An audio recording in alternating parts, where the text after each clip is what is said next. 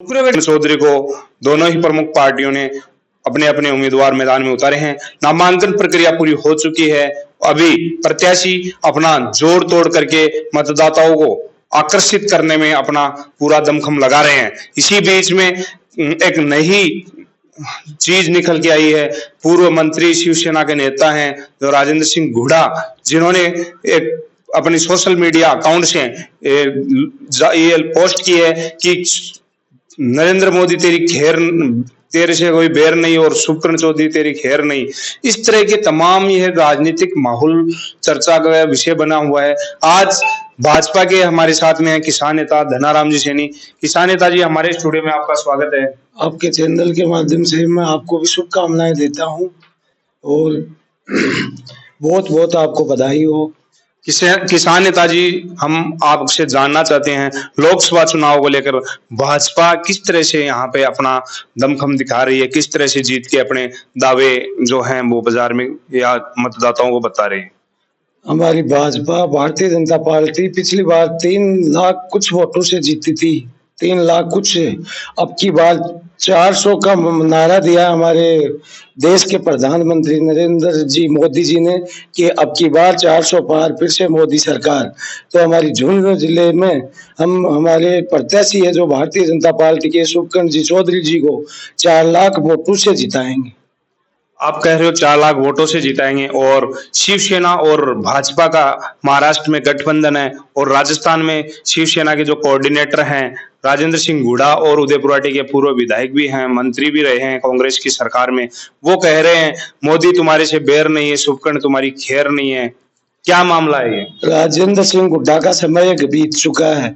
अब उनको ये पूछो, आपके चैनल के माध्यम से मैं विधानसभा चुनाव में भी कहा था कि इनकी उल्टी गिनती शुरू हो गई है और वो गुड़ा गांव में बैठ जाएं। अभी वो है कि दूध पीती बिल्ली 8 घंटा कम पड़ी। तो राजेंद्र सिंह हुड्डा तो दूध पीती बिल्ली 8 घंटा कम पड़ी। अभी ने वो बेरो पड़ गो कि यहाँ से सुप्रीयो चौधरी 4 लाख वोटों से जीतेगा। तो अभी वो फलडा फींक रहा है कि वो जातिवाद का एक नेता है, उनका नाम सुप्रीयो चौधरी है।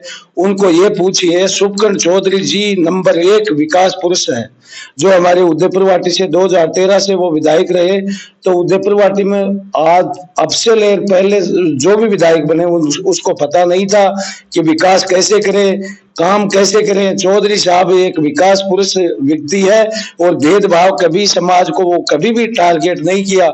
अभी आपको विकास जी मैं उदाहरण देता हूं कि गुर्जर समाज से माया जी अकेली पंचायत समिति सदस्य जीत के आई थी और उनको जो प्रधान बनाने वाले का नाम सुप्रीयो चौधरी जी है।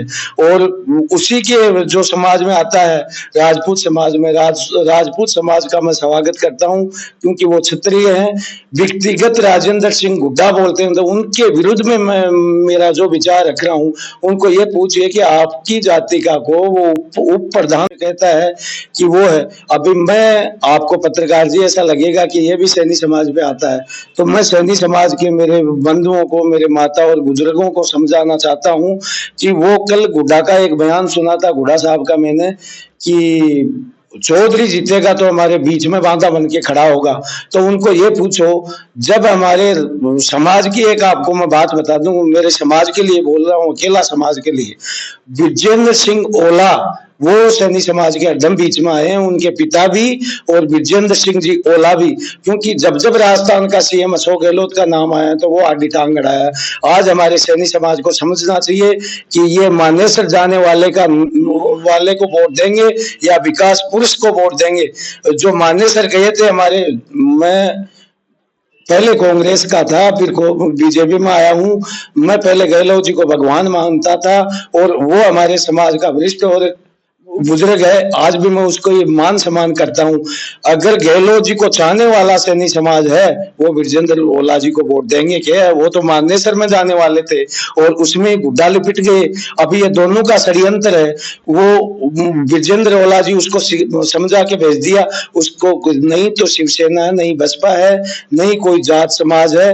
वो तो अकेला अपना पेट कैसे पले और अपना आगे कैसे बढ़े, इनका नाम राजेंद्र सिंह हुड्डा है। किसान नेताजी, आप बार बार में एक मानेसर शब्द है, इसको बार बार में आप रिपीट कर रहे हैं, थोड़ा सा क्या दर्शकों को ये भी बताएंगे कि मानेसर कि शब्द का कहाँ किस लिए उपयोग हुआ है?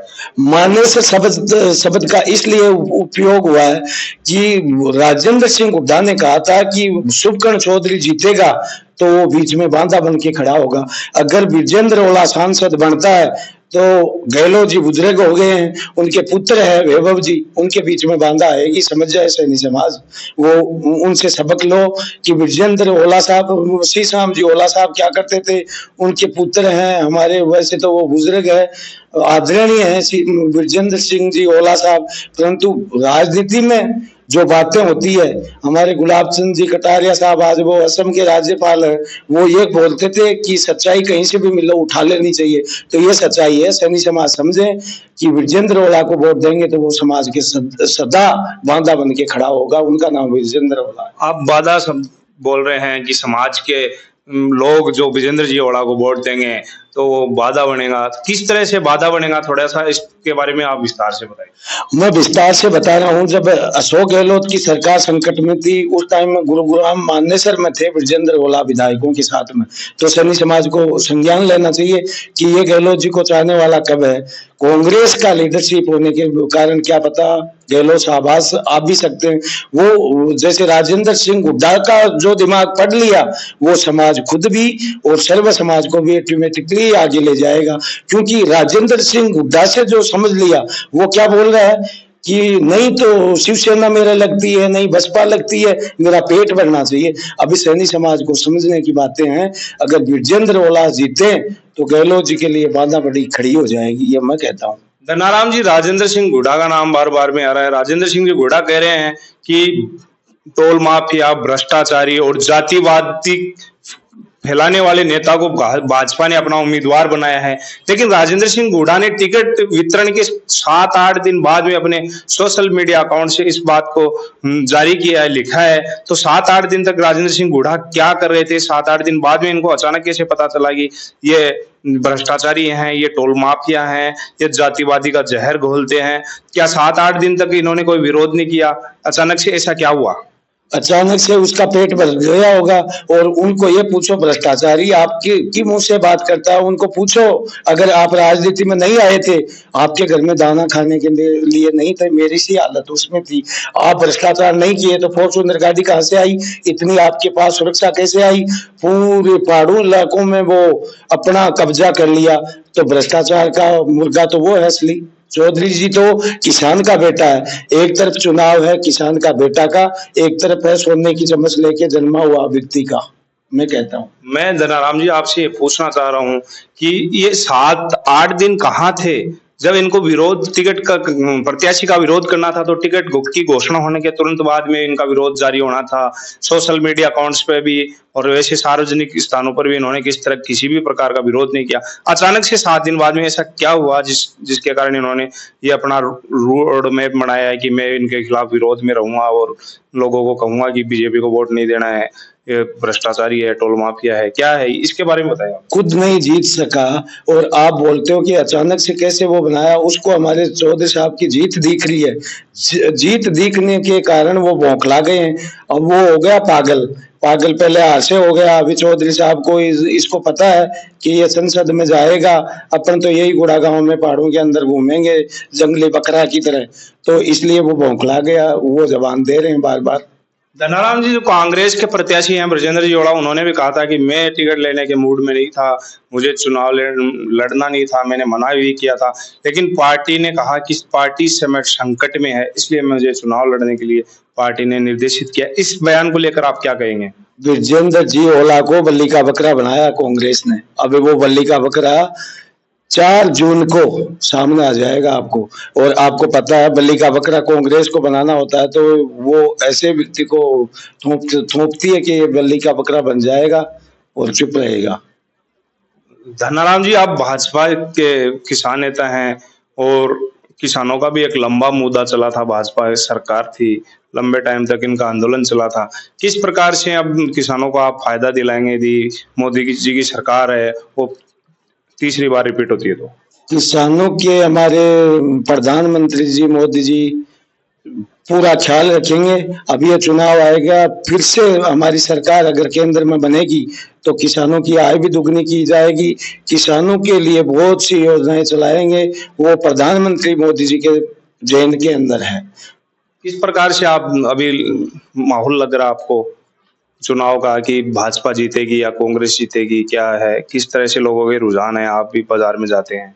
आंधी चल रही है हमारी बीजेपी की पूरे देश में, ये झुंझुनों में थोड़ी, पूरे देश में आंधी चल रही है और हम पूर्ण बहुमत से 400 पार सीट आएगी, केंद्र में मोदी सरकार बनेगी। राजस्थान की क्या स्थिति है? 25 सीटों में से कितनी सीटें भाजपा के खाते में आएंगी? दो बार हुआ ऐसा ही, अब की बार होगा 25 की 25 सीटें हमारी भारतीय जनता पार्टी के अंदर आएगी, मैं आपको वादा से कहता हूँ। ये थे हमारे साथ में किसान नेता धनाराम सैनी, जिन्होंने खुलकर बेबाक अपनी बात रखी और पूर्व मंत्री और विधायक राजेंद्र सिंह हुड्डा के बारे में भी खूब अच्छा इन्होंने बोला है और कहा है कि वो उनको चुग्गा नहीं मिलता है, इस चुग्गा नहीं मिलने के चलते वो विरोध दर्ज करा रहे हैं, उनके कोई भी पार्टी लागू नहीं होती है। और उन्होंने ये भी कहा है, सैनी समाज को संदेश दिया है कि जब अशोक गहलोत की सरकार संकट में थी तब राजेंद्र सिंह हुड्डा और ये जो बृजेंद्र ओढ़ा है, इन्होंने कूटनीति अपनाकर मानेसर की होटल में इन सामने वाले जो सरकार गिराने का प्रयास कर रहे थे उन नेताओं का साथ दिया था। और आगे भी यदि समाज इनको साथ देगा तो ये सैनी समाज के खिलाफ जो बड़े नेता हैं उनके खिलाफ कहीं पीछे नहीं हटेंगे, उनके खिलाफ बोलबाला रहेगा इनका। धनाराम जी सैनी से ये खास मुलाकात हमारी हुई है।